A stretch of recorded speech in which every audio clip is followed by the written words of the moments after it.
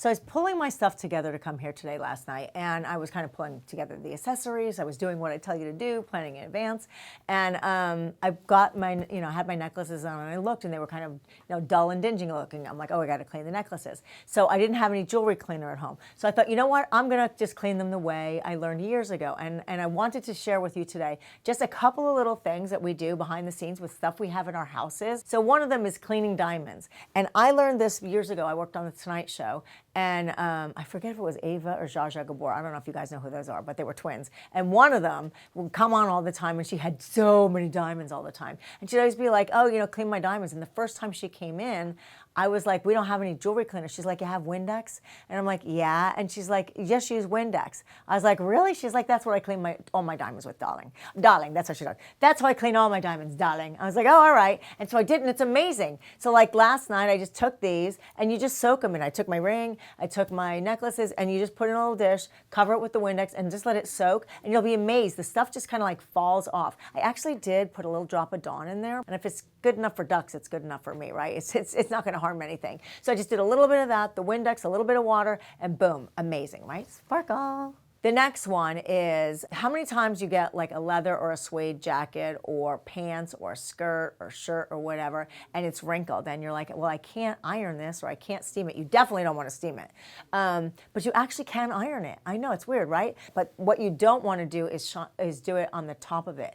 It can take a decent amount of heat, but you want to take a brown paper bag. So whether it's like the lunch bags that you pack your kids' lunch in, or whether it's like the grocery bag that you paid 10 cents for because they don't give them to you for free anymore, those ones. So you take the thing, whatever it is, a jacket, a pant, whatever, and you turn it inside out, and then you take the paper bag, and you only want one ply of it because otherwise it gets too thick. You want to make sure the heat is definitely getting to the thing you're ironing, and then you just iron it. No moisture, no steam, no spraying, no nothing, and voila, your leathers and suedes are beautiful.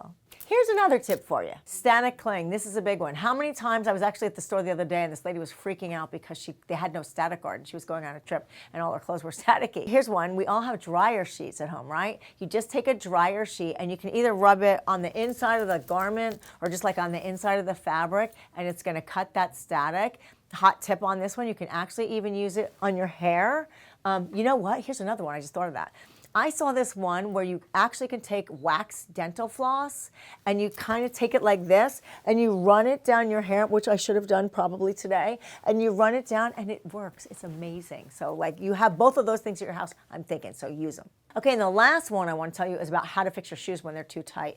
So you know how you take your, go to a shoemaker and have a shoe stretcher, or you have a shoe stretcher at home. Well, the easy way to do this is to put your shoes on, either put them on with a pair of socks or not, and hit them with the blow dryer. And the blow dryer is going to warm up whatever it is, whether it's leather or even, pleather or whatever. But anything that's like that kind of material, it'll work on. You hit it with some heat, and then you just wear them for like around your house, whatever, walking around, and that's going to help stretch them, because you know how your shoes stretch over time with the heat and weight of your body. This just quickens up the process. So anyway, just a couple quick tips we use on set, and I thought I'd share. Have a good one.